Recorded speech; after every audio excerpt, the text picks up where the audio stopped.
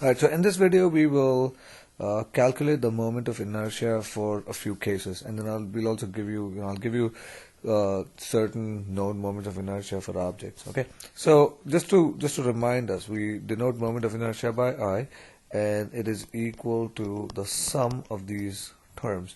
Okay, mass times the distance square terms, m1 m2 r2 square plus m3 r3 square plus dot dot dot. Now in this course we'll not really worry about this, but in in some higher level stuff, what you realize is the moment of inertia ends up being a specific quantity. It belongs to this class of objects called tensors. Okay, something that if you keep doing physics, you'll come across.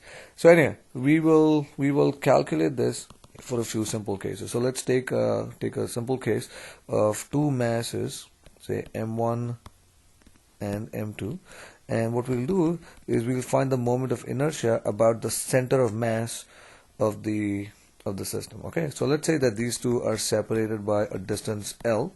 We'll try to figure out the moment of inertia about the center of mass first. Okay, so I, center of mass, is we know that the masses are actually, let's call the masses both m. So it'll be the mass of the first object, the mass of the first object times its distance square, which is L over 2 square, plus the mass of the second object times its distance square. Okay, and if we were to simplify this, we end up getting m times L square over 4 plus m times L square over 4, and 1/4 plus 1/4 ends up being a half, so I can write this as 1/2 m times L square. Okay. On the other hand, we can ask the question, what is the moment of inertia of the system about one end? So let's say that if I were asking, instead of the center of mass, I was saying about this point P. What is the moment of inertia about that point? So about P, the moment of inertia will be m times 0 square, because the first object is at the point P, so it's a distance 0 from it, plus m times L square, which is equal to ml square, and you see that it is greater than the moment of inertia about the center of mass. Okay, and this is something that we expect, because essentially you'll see that, you'll notice from all these things that as the mass moves away, or rather as the axis moves away from the center of mass, we have more mass away from the object, away from this axis. Okay, and therefore the moment of inertia will be higher. Let me explain this again properly. So if I have two masses here, and if this is the center of mass, you see that both these things are fairly close to the center of mass, and therefore it has a certain moment of inertia. But now if I were to do the same thing instead about a point P here and try to calculate the moment of inertia, then what we notice is that we have more mass that is away from the center. Okay, away from this axis rather, and therefore the moment of inertia is greater. So the more the mass that is away from an axis, it will increase the moment of inertia of the system. Okay, and we'll notice this from other objects also. So to give you some moments of inertia, okay, if I have a rod and say of mass m and length L, the moment of inertia about the center of mass of the rod is equal to 1/12 ml square. Now this calculation requires calculus, and therefore I'm not going to do this here. It's part of the AP Physics C course, and we do all those calculations there.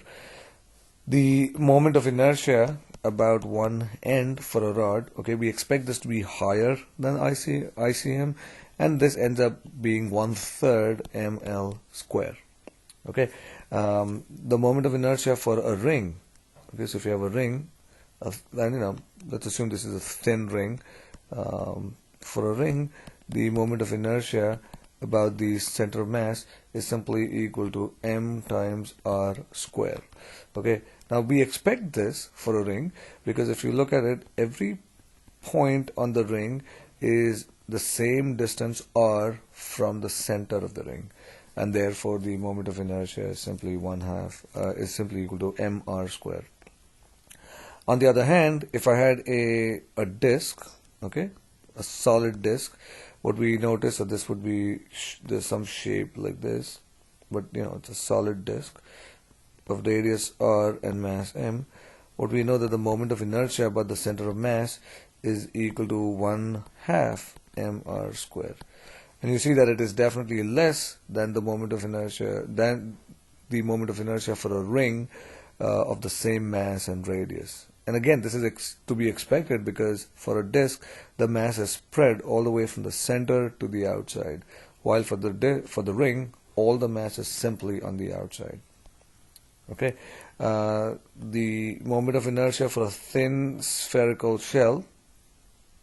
So if you have a spherical shell, okay, of radius r, so think of it as a ball, or like a beach ball or something where the material is really thin. Okay, so in that case, the moment of inertia, so this is for a thin shell, okay, is equal to 2/3 mr square, whereas the moment of inertia for a solid, okay, like a bowling ball or something, okay, so for a solid sphere is equal to 2/5 mr square. And once again, the reason this moment of inertia is less compared with the shell is because the mass is distributed from the center all the way out, but whereas for the shell, the mass is all, like most of the mass is far away from the center.